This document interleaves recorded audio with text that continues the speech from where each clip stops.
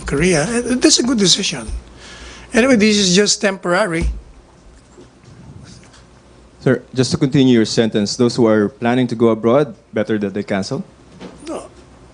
Well, the the prudent thing to do is to reset whatever problems you have in mind. If it's not that important, if it's a matter of life and death, then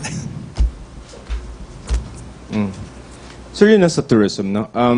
What are you going to do about yung effect ng COVID sa mga tourist spot natin? Because especially it's going to be summer na in the next few months and baka natatakot yung mga tao to travel. So, first question is, how are you going to help the tourism industry? tourism industry all over the world will be affected. So we have to brace ourselves for that. Whether we like it or not, there will be business losses. And we should brave ourselves for that. Would you advise people to travel during the summer? Come again? Would you advise the public to travel during the summer? That's for them to decide. But the prudent thing, as the OS says and the World Health Organization, is to stay put. Okay, thank you. Thank you, Joseph. We would like to acknowledge the presence of Yusek Rocky. Question MPC, Jingy. Hi, sir. Sir, si Congressman Salceda po, he is insisting to implement the 7-day lockdown. And then sa Senate interview kay Senator Bongo kahapon, parang it seems na parang sinusuportahan niya at baka maibulong daw niya sa presidente. Nagkita sila kagabi. Anong take ng presidente dito, sir? At Oh, di ba, you heard him during the meeting. He said, it's not the time yet. He hopes and prays that it will not come a situation where we will be forced to lock down. Kasi parang contention yata ni Congressman Salceda is bakit daw kailang sundin yung policy, parang hindi na daw dapat. Di ba may responsive presidente yun? It's not that, but you have to weigh things. Sabi niya, di ba, you were listening to him. Okay, You already sir. responded to that. Sir, one thing, dun sa no-touch policy ng Pangulo, sa Pangulo actually, You won't follow it. He did not follow it. I did not. Kasi kahit Yes. sa cabinet ba, sir, sa cabinet members niya, ano yung protocol na ang pinapasunod sa inyo, sir? Kasi Wala. he's like He keeps on shaking the hands of Yes. members of the cabinet. Di ba? So hindi kayo kasali. Ano, no? Hindi kayo, sir, kasali doon sa no-touch policy sa presidente. Hindi kasali, pero how can you stop the president from shaking your hands? Yeah, yun nga. So malalagay siya sa alanganin, sir, if in case gagawin niya in public. Wala namang kay presidente, di ba? If it's my time now, it's my time. Goodbye. Hindi ba ganyan? Palagi sagot niya. Okay, sir. Thank you, sir. Thank you, Jingy. MPC, question? Other matters? Tricia. Mike, please. Hi, sir. Good afternoon. Sir, after the press con last night, there were mixed reactions all over social media. Many saying that after the press briefing, they were not somehow satisfied. They were looking for assurance from the president, and they didn't get it from the press conference last night. Your reaction to this, sir? They were not assured of what? They were not assured of some sort of security, or they were not appeased, or they didn't feel that the government was ready, or at least that the government can That means address the problem. they were not listening to the president. The president was very clear with respect to money that is needed to be used for containing this disease. We have the money. With respect to protocols, we have the protocols. You know, I think it's more a community cooperation and self-help. We have to do our part. We cannot be insisting on traveling when it is not the right time to travel. MPC, question. No more? Henry. You must remember that China now has a dramatically decreased number of confirmed cases. And others, I think. But in Italy, it's worse. There is a nationwide lockdown. But according to Secretary Duque, it's hilaw. Because everybody can still travel from one place to another in Italy. Baka yung lockdown nila, no in, no out sa Italy mismo. Henry. Ganun din yun. Kasi the purpose of the lockdown is to contain you precisely in your places. Pero kung nakakalabas ka pa rin, pupunta sa kabila, hindi nga naman lockdown yun. Sa clarification lang yung declaration ni Presidente kagabi na walang pasok Yes, from up to Saturday. up to Saturday. Yung mga bata, sabi niya, kailangan kung hindi papasok at dahil nga walang klase naman, Sa bahay lang. magstay sa bahay. Yes. Kung makikita ba sa labas ng bahay, ano ang instruction? Tama ba yung narinig namin sa mga barangay chairman, sa mga... Papauwiin. ano to, huhulihin ba sila? Ikukulong sa barangay hall? Anong gagawin? Sasabihin, umuwi na kayo. Kung They ayaw- will, O yun, kung hindi raw susunod. hindi tatawagan mo, Peres, itong mga anak mo. Oo. Yun ay kung mga... Kung yun ay kung minor de edad, ano ho. Pero kung mga edad 18 na yan, college students na yan, paano gagawin dyan? Abay, Kung ayaw sumunod. Basta ginagawa ng pamahalaan dapat natin gawin. Pero kung you're doing your own, at your own risk ka. Kung ayaw mong papigil, alam Okay. naman natin kalad ka rin yun. Okay. So malinaw na instruction ng Presidente, habang walang pasok, manatili ang mga estudyante sa loob ng bahay. Tama po ba? Siguro what the malls and the movie houses should do is not to allow those students. Di ba? They should also cooperate. Oo. Is that the appeal of the President, the office of the President, or No, I'm your office? appealing to them. Okay. As a spokesperson, Secretary. Yes, kasi nga kailangan tayo magtulungan. All of us should do something. We should be creative. So yung mga mall owners, movie houses owners, dapat wag tatanggapin yung mga estudyante If I were nanonood ng sine. they should not allow or discourage them from entering the malls or movie houses para sa kapakanan nila yun. Okay. Thank you, sir. Arian, in connection with Henry's follow-up, Arian. So sir, hindi lang naman po kasi malls and movie houses yung public places. Are you appealing to all establishments na nag-offer ng public service na wag mo nang payagan yung mga Basta bata? mga crowded areas, wag na muna nilang This is an official appeal, sir. discourage the students from the very purpose nga of suspension is for you to stay indoors. And sir, what happens to these malls kung nagpapapasok pa rin sila ng mga bata? Diba, ano magagawa natin? I mean, it's ano lang naman yung atin Baka gusto nila lang. Appeal lang, sir. Kasi pag nakapasok na, nagkaroon pa ng infection, lalo lang problema sila. Okay, so sir, hindi magiging liable itong mga establishments Hindi na to? naman, nakikiusap lang lang tayo. Okay, sir. Thank you po. MPC, doon muna tayo sa mga estudyante. Follow-up, Pia. Sir, After Chona. sir, follow-up lang. So ano yung legal basis ng policemen and barangay officials dun sa pagpapauwi sa mga bata? Sasabihin lang nila dahil sinabi wala ng na. Presidente, verbal order? Hindi ba, we are in a state of national health emergency. In other words, there is a crisis. Bakit tayo gumagawa? For public safety. Di ba? Inisa-isa ni public safety, public interest, general welfare. That would be your basis.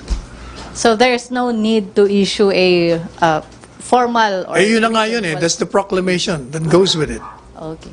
Thank you, sir. Salamat, Chona. Pia. Sir, ano yung guidance ng palasyo sa public? Kasi marami yung umaalma doon sa advice na social distancing, lalo na dito sa Metro Manila. Lalo na daw yung mga, lalo na kami mga mahihirap sa MRT. Ikaw? Ang Sabi ko bigay sa ng... MPC, sir, yung mga nag-MRT, siksika na doon. So, paano yun, sir? Paano gagawin yung social distancing?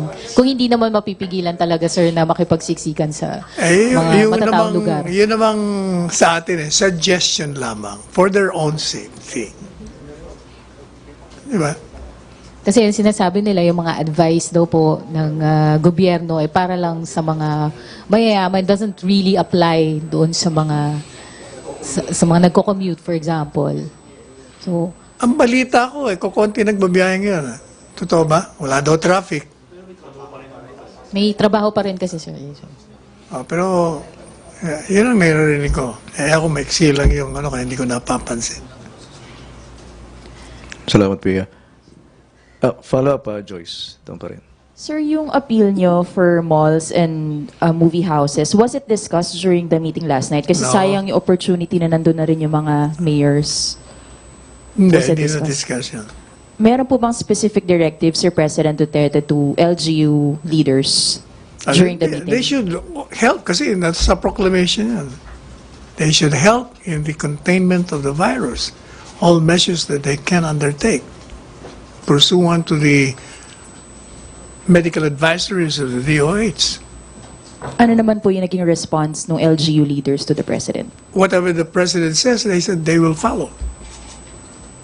Thank you, sir. Thank you, In fact, yung mga Joyce. ibang mayors yan, like Mayor Isko, even without the directive pa, nagsuspend siya ng klase. Nauna pa nga siya, si ano rin, Mayor Toby. Meron ding mga mga events like doctors na mga malalaking gathering, kinancel nila. Thank you, Sec. Arian, balik na kay Arian. Sir, on related pa rin sa COVID-19, Sir, Senator Gatchalian is calling on the Department of Education to suspend graduation rights muna kasi March na, sir. Does the palace, what's your take on this, sir? Kasi dahil daw po sa threat ng COVID-19. We will leave it to the Secretary of Education kung anong rekomendasyon niya. Hindi po ba ito Sa mga na-discuss parents kagabi? siguro. Kung ako naman parents, siguro isipin ko rin kung anong maganda sa anak ko. So, pero sir, hindi po ba ito na-discuss kagabi? No, nobody raised it. Okay, sir. Saka graduation rights naman can always be reset. So, is the palace suggesting... No, we are not suggesting. We will let the Department of Education decide for that. Okay, sir. Thank you. MPC, in connection doon sa tanong ni Arian or other matters? COVID. Okay. Francis Henry Joseph. Sec, yung related sa COVID, yung kay Pangulo naman, kasi na-mention niya na plano niya mag-travel sa Kuwait given the COVID problem, sir. May nabigay ba siyang date kung kailan siya pupunta? Wala pa. Wala siyang binigay. So we will push through with the travel kahit alam naman natin na may rin ang PSG na ilimit yung kanyang pag-travel or yung pagpunta sa mga lugar na potentially baka maging sa kanyang health, sir? Knowing this president, I think he will pursue what he said. Thank you, Francis. Henry, balik na kay Henry. Tapos Joseph. Sec, ano yung mga na-discuss kagabi with the mayors na hindi nabanggit sa press con at hindi pa rin na ilalabas ng Malacañang? Actually, na-discuss ng mga mayors kagabi more on the suspension of classes lang. Wala namang ibang diniscuss kagabi. Yun lang diniscuss nila. Doon sa lockdown, was it just the decision of the president or yung mga mayor, ano ang kanilang opinion doon sa proposal na lockdown? I did not hear any comment from the mayors. Kasi yung lockdown, lumabas lang yun during the press con. Tinanong lang ng isa sa inyo kung magla-lockdown o hindi. Doon lang lumabas yun. Hindi na pag-usapan yun during the meeting. All right, thank you. Joseph. Kasi I think there was kasi a statement coming from Secretary Duque that this is not the time for a lockdown. Siguro tinanong siya during his press con sa lockdown. Sir, given po yung local transmission and Given your what? local transmission, sir, public point of view, when they hear news about suspension of classes, tapos limiting of movement, given what had happened in pinagmeetingan kahapon, answer this question, sir. Should we be scared? No, Because po? because we have the appropriate protocols for the containment of this disease. The Secretary of the Department of Health has assured us that all the established measures in tracing, treatment, testing, nandun lahat eh.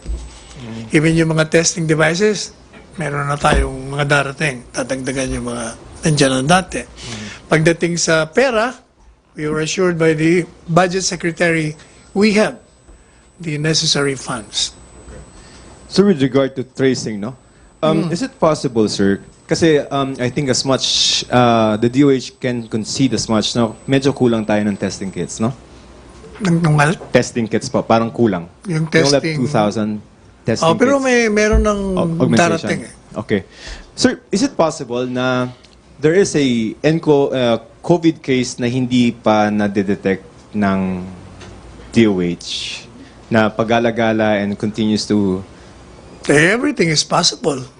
Dahil yung incubation period doon, 18 days. Ang iba, hindi pa, wala pang symptoms na lumalabas. So, big sabihin, sir, my point is, hindi may way ba to aggressively look for these cases? Hindi ba yun nga ang ginagawa, yung tinatawag na contact tracing? But you have to start with a patient, right? Correct. Eh, saan ka mag-i-start? Wala ka Yun nga. namang, how will you start? So, paano, sir, kung halimbawa, ang question is, how do we limit the spread? Contact tracing pa rin. Kasi Especially if you have local transmissions na. unless now we have so many testing centers and every one of us will volunteer to test ourselves there. Eh, That's the only time. Oh, yun ang... Okay. MPC, Sam. Pero maganda yung suggestion ni Secretary Duque. If you feel, or yung one of the doctors, if you feel something is wrong with you, medyo may cough ka, or may sinat ka, punta ka na sa doktor. Sam. Sir, i-verify lang po namin kung may plano po ba yung government na i-avail yung loan na ino-offer ng Asian Development Bank na pool na 12 billion pesos, 12 billion dollars para po sa mga countries na affected ng COVID-19. Meron po bang plan yung government na to make a loan from... I will ask the President on that. Ngayon ko lang narinig yan. So, sa ngayon po wala pa pong plano yung government to Hindi, loan? ngayon ko lang narinig. I will ask him. Sige po. Salamat. Salamat, Sam. MPC, question? Tina. Sulat nyo nga yung, yung mga... Can you list down? Kasi when I talk to the President, somehow, hindi ko na maalala yung mga gusto nyo itanong. Kung hindi nandiyan sa harap mo yung susulatin. Paalala nyo sa... Sir, good afternoon, I sir. need to write it down. Sir, kahit gusto ng presidente pumunta sa Kuwait, may travel ban ang Kuwait sa 7 bansa kasama ang Pilipinas. Pwede naman irerespeto ba pag-usapan natin yan, sir? government to government. They can always exempt. So, the president. we will request them to exempt President Duterte to allow Siguro, pag him to visit. halimbawa, if I call, if somebody of the ambassador calls the head of Kuwait at sinabing the president desires to go there, o gusto ko, sige, ayos. O, di ba? Sila lang mag-uusap yan. Thank you, sir. Thank you, Tina. Follow up, Jen. No more MPC? Follow up? Chris. Sir, may panawagan ng TUCP na sa mga manggagawa na magkaroon daw ng flexible work arrangement. Karoon na ano? Flexible work arrangement, Flexible. sir. Yes, sir. Telecommuting, remote work from home schemes. Posible rin po ba ito sa mga government employees, sir? Para po daw sa COVID-19. Ngayon ko palang narinig yan. But I think pag-aralan natin. We'll study it. Okay, sir. MPC. Follow up, Ms. Jen. Sir, is the President open to probably extending the suspension of classes beyond March 14? Ang sabi niya, di ba, tingnan natin yung magiging epekto ng suspension. If there will be a dramatic increase or mahinto natin, so tingnan natin, then we will decide. Kaso pwedeng. Possibility. It's a possibility to extend. Hindi pa natin alam kasi question mark yun. Tingnan natin kung anong resulta. Okay. MPC? Okay na. Julie, balik tayo kayo sa mamaya. Sir, kanina Yes. you mentioned that more of class suspensions yung na-discuss amongst the mayors kagabi. Were there other measures na pinarating po sa mayors natin on how they could locally manage yung COVID-19? Wala. Kasi yung mga measures, alam na nila yun eh. Kasi they listen to the DOH regular briefings and advisories. So they're adapting that. Sir, the DOH has been criticized for not giving out enough information about yung sa mga patients na confirmed to have COVID-19. Like, citing the example of Singapore na they really publicize yung where the patient went or yung mga whereabouts niya for the past few days. Magkakaroon po ba tayo ng directive sa DOH to be more transparent than it is now? Especially na people are concerned about catching the disease. Hindi totoo yung criticism na yun. Yung sinasabi nilang underreporting, how can they report kung di pa nila alam? At pagdating naman doon sa mga sinasabi lang di nila alam, hindi kayo siguro nakikinig sa mga briefing. That is precisely why, remember yesterday, I was appealing to all media outlets na ilabas nyo yung mga briefings, advisories ng DOH para makarating sa tao. Kasi kung limitado lang dito sa press briefing nila, kung hindi nila napanood, tapos hindi uulitin, dapat constant. Kung tulungan tayo sa radyo, sa mga TV stations.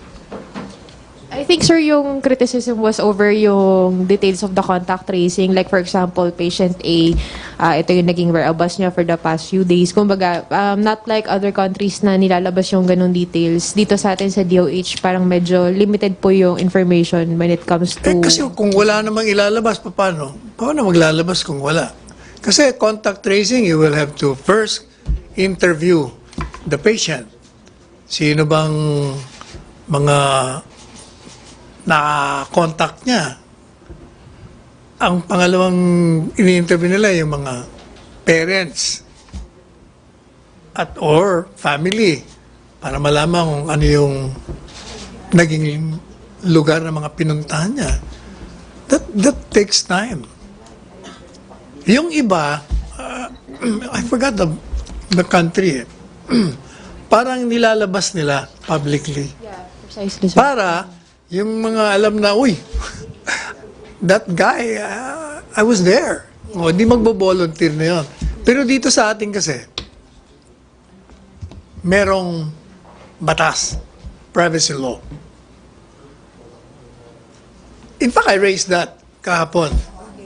Kung pwede natin gawin, pero hindi pa, although that is an exception to the rule, pero sabi ni Presidente, sa ngayon, baka hindi pa natin kailangan. But cannot we do that here, sir, despite the privacy law? Kasi syempre, may public health emergency na nga po eh. Sa ngayon, according to... But I talked to Secretary Duque. In fact, I talked to him 2 hours ago. And I reiterated that probability of them doing it. Kasi ako, may emergency naman tayo eh. Baka titingnan na. You will give me an answer within the day. They will study it. Thank you, Julie. Mag-last na tayo. Okay.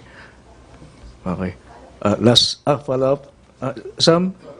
Sige, follow-up muna kay Tina. Follow-up doon sa tanong ni Julie. Okay. Henry? Follow-up. Tapos Tina, last two.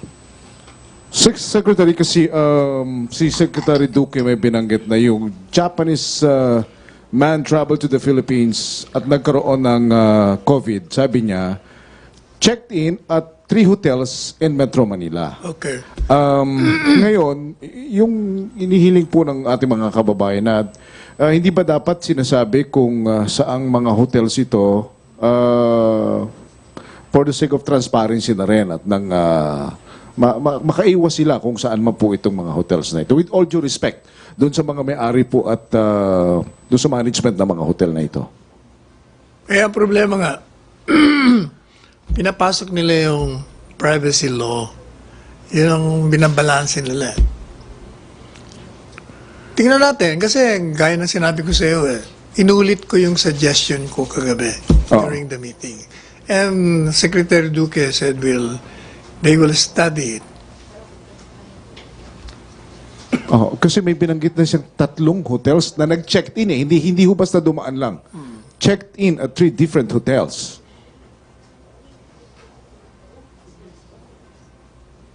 O di, tingnan natin kung ano magiging desisyon nila mamaya.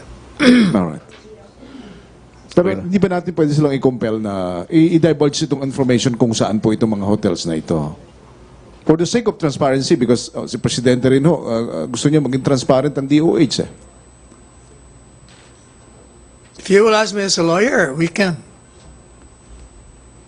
Pero binabalanse nga nila eh. But I think they will study that. I have already made the suggestion. Binabalanse is, ano yung binabalanse? Binabalanse nila yung privacy. Kasi baka, pag sinabi mo, baka naman lalong mag-create daw ng panic. Baka mag-create ng panic, maapektuhan naman yung establishment. Di ba? Pero kung if they can trace kung saan siya nag-check-in, kung saang kwarto siya, saang floor, saan siya nagpunta, malalaman din nila.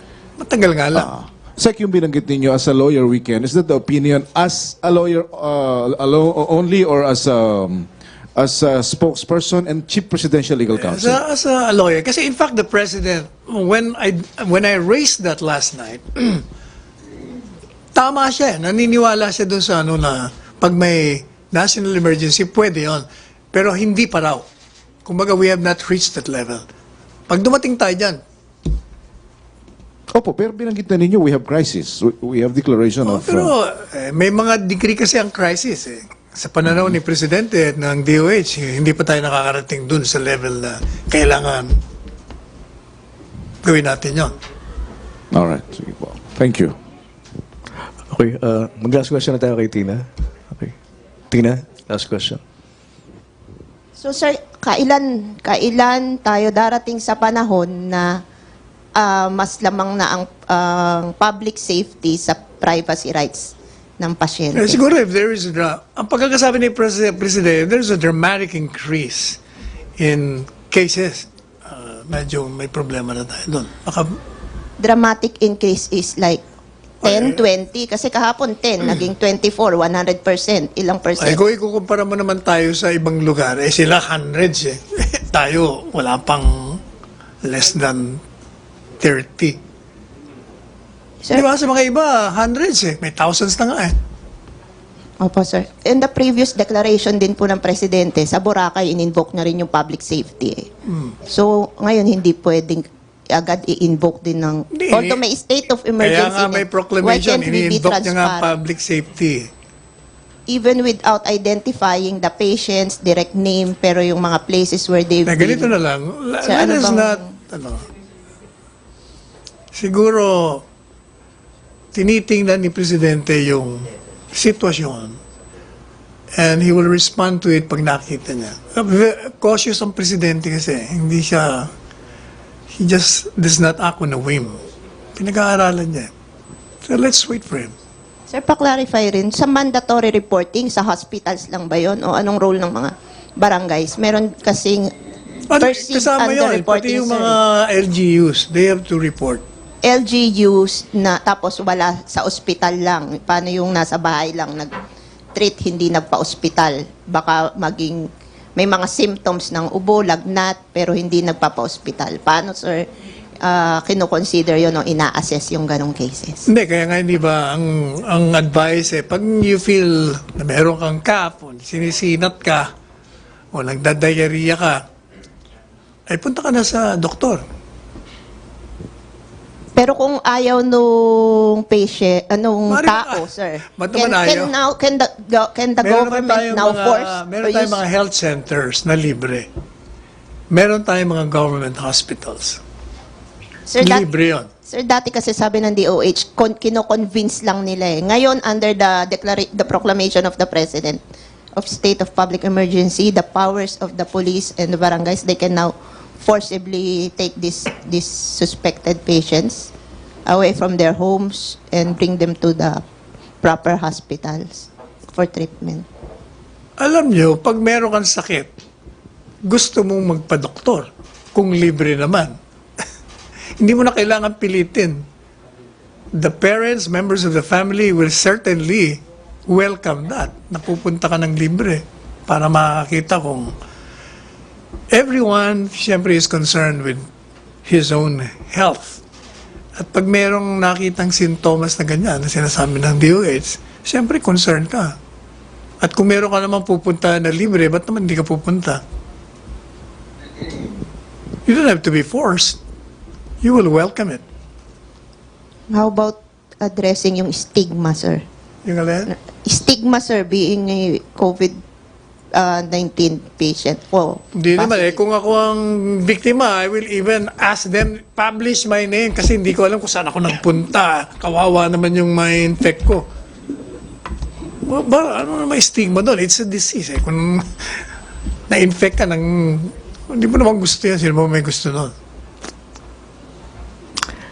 Maraming salamat, MPC. Maraming salamat, Yusek Rocky. Maraming salamat, Chief Presidential Legal Counsel, Secretary Salvador Panelo. Balik tayo sa... importante, hindi tayo infected dito. Balik tayo sa Radyo Pilipinas People's Television. Pero yung isang staff ko yata, biglang nagpuntang ospital.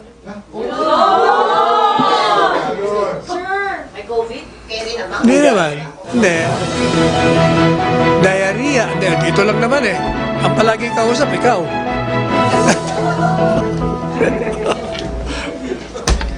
Yes, Kaki. Thank you.